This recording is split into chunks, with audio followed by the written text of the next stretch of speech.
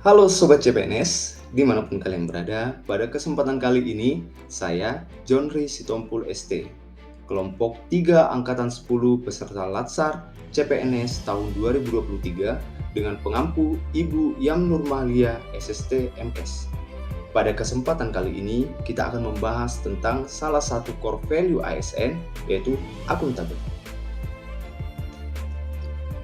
Akuntabilitas secara description dapat diartikan sebagai kewajiban untuk mempertanggungjawabkan segala tindak dan tanduknya sebagai pelayan publik kepada atasan, lembaga pembina, dan lebih luasnya kepada publik. Dan sebagai legal standingnya sendiri, itu merupakan SE Menteri Pendayagunaan Aparatur Negara dan Reformasi Birokrasi nomor 20 tahun 2021 adalah menjamin terwujudnya perilaku yang sesuai dengan core value ASN, yaitu berakhlak. Kemudian kita lanjut kepada perilaku konteks akuntabilitas. Our mission yang pertama, kemampuan melaksanakan tugas dengan jujur, bertanggung jawab, disiplin, dan berintegritas tinggi.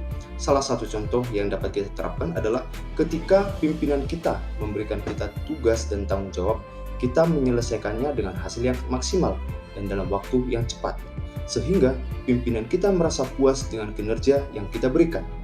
Kemudian yang kedua, kemampuan menggunakan kekayaan dan barang milik negara secara bertanggung jawab, efektif, dan efisien.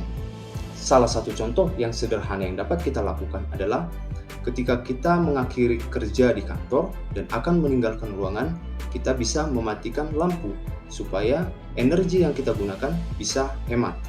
Kemudian yang ketiga, kemampuan menggunakan kewenangan jabatan dengan berintegritas tinggi.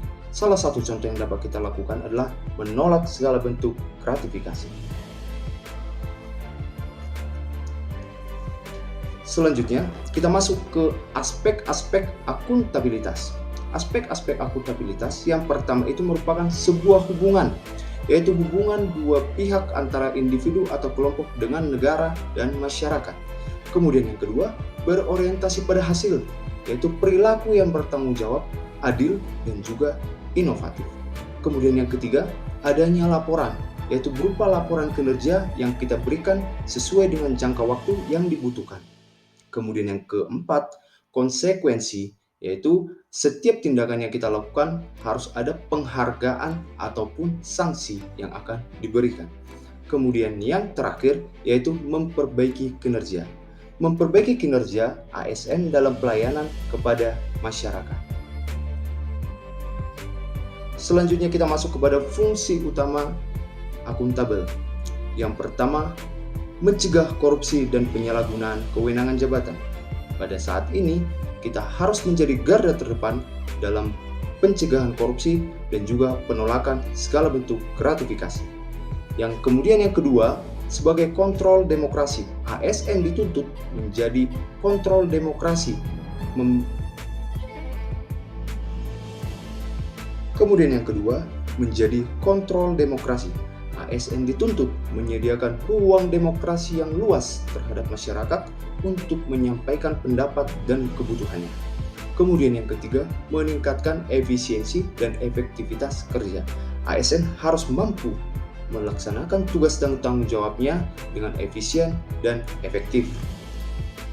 Kemudian ini merupakan tingkatan akuntabilitas. Yang pertama, akuntabilitas personal, yaitu yang berasal dari diri kita sendiri, yang terdiri dari integritas, kejujuran, moral, dan etika. Kemudian akuntabilitas individu, yaitu hubungan antara individu dengan lingkungan kerjanya. Kemudian yang ketiga, akuntabilitas kelompok, pembagian kewenangan dan semangat kerjasama yang tinggi. Yang keempat, akuntabilitas organisasi, yang hasil pelaporan kinerjanya telah dicapai. Yang kelima, akuntabilitas stakeholder, dan ini merupakan akuntabilitas tertinggi, yaitu tanggung jawab pemerintah untuk mewujudkan pelayanan dan kinerja yang adil.